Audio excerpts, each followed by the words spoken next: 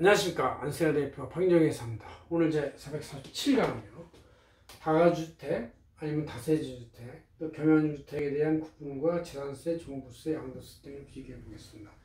이게 다시 또 약간 주택시장이 불안하다고 해서 이제 이런 아파트 말고 이제 대체 투자로서 이런 거를 투자하는 사람들이 있어가지고 좀 알아보고 해야 되겠다 그런 얘기죠. 자, 집이 똑같이 이렇게 있어도 이제 여러 층이 이렇게 이제 한 층에도 여러 개씩 집이 있고 이렇게 있는 거, 이것이 하나의 단일 소유로 되어 있으면 같은 거라 할지라도 이게 이제 다 가구주택이라고 할 수 있어요. 가구, 그냥 가구, 응?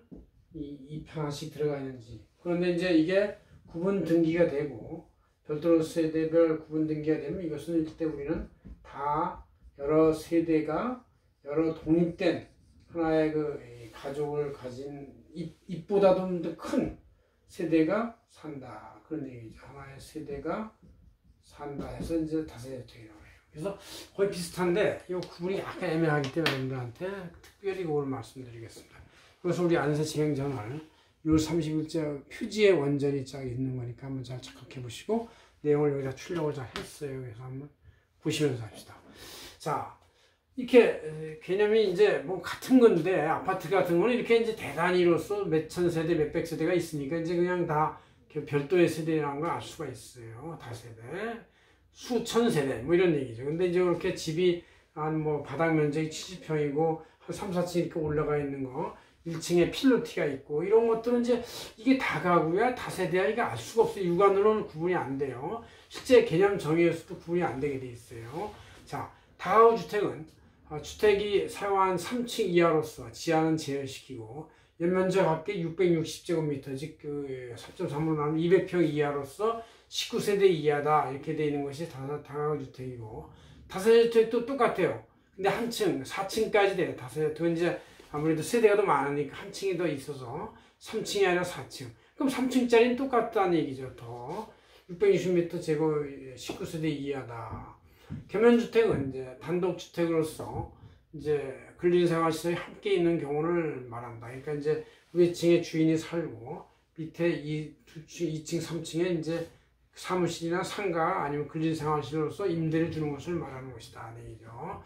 이 소유자로 구분하면 다가구주택은 1인 한 명인데 물론 이제 부부가 공유할 수도 있고 자녀가 공유할 수도 있지만 어쨌든 그때는 개별로 방마다 집마다가 아니라 전체가 합유한 공유의 개념이다 그런 얘기죠. 그러니까 누구 것이 어느 몇 층이고 누구 것이 공유라고 해서 이렇게 층이 되어 있는 게 아니라 전체가 무조건 다 공유가 되어 있는 것이다 하는 얘기죠. 그러나 다세대주택은 다가구주택하고 모양도 비슷하고 층도 비슷하고 3층까지 아니면 4층까지 되게 된다지만 다수인 여기에 있는 각 세대별로 다 따로따로 구분 등기가 되어 있는 것이다. 그래서 구분 등기가 되기 때문에 주인이 같아도 여기도 구분 등기된 주인, 구분 등기된 주인, 구분 등기된 주인 이렇게 이제 주인이 같을 수 있지만 각각 구분 등기된 등기부등본이 따로따로 있다. 이렇게 이제 보시면 되겠습니다.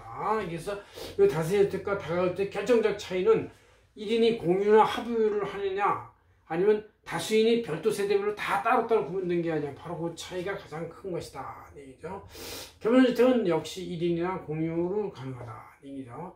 그래서 구분 등기 개념에서 이제 다가구주택은 단독 소유자가 등기하고 다세대주택은 구분 등기자가 여러 명으로 이제 한 명의 주인이라 할지라도 각 층별로 다 구분 등기한다 그런 얘기죠. 겸연주택은 단독 소유 등기한다. 한 주택 판단에서 이제 다가구주택은 이제 이 입만 여러 개 있다 뿐이지 하나의 주택이기 때문에 한 단독주택을 보는 것이고, 그러나 다세대주택은 여러 주택을 각자 하나씩 갖고 있는 거고 주인도 여러 주택, 다주택을 소유하는 걸로 보는 것이죠.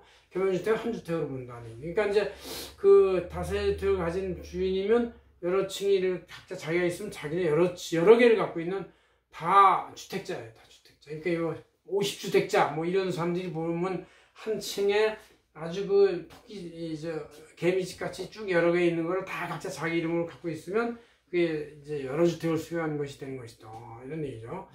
그래서 1세주택 비과세 개념에서 다가구주택은 1주택이니까 가능한데 다세주택을 여러 개를 주인이 갖고 있으면 그래서 여러 개를 갖고 있기 때문에 1세주택 비과세가 안 되고 여러 주택을 소유한 것이 된다. 얘기죠. 겸연주택의 경우는 주택 면적이 상가 면적보다 크면 전체를 주택으로 봐서 비과세 가능하지만 주택 면적이 상가 면적보다 작으면 주택 부분만 비과세는 가능하다. 그런 얘기죠.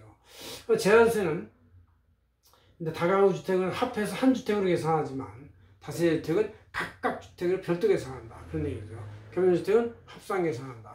그리고 종합부동산세도 이제 다가구 주택은 한 주택으로 계산하는데 이제 다세주택은 각 사유자 별로 따로따로 계산해서 종합부동산을 구세하고 여러 채를 이제 여러 층을 하나의 소유주가 갖고 있으면 그것이 이제 다주택으로서 이제 별도 과세가 좀 달라지면 더 높은 세율을 매기게 되는 것이다. 그런 얘기죠.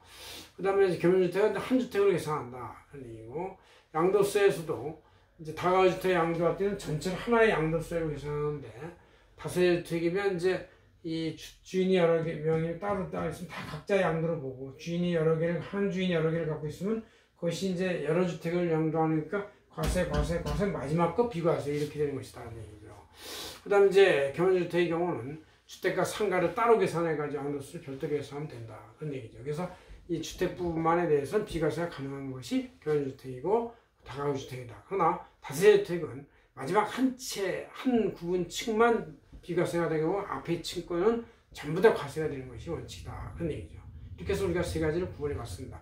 우리가 결정적 차이는 다가구주택과 다세주택 모양은 비슷해도 다가세대주택은 각각의 층별로 세대별로 구분 등기가 된다는 것이고 구분 등기가 돼 있어야 된다는 것이고 다가구주택은 한 명 내지는 공유한 몇 명이서 전체를 합의하고 있다. 그 차이가 있다고 알고 계시면 되겠습니다. 고맙습니다. 한성현 대표 박윤종이었습니다.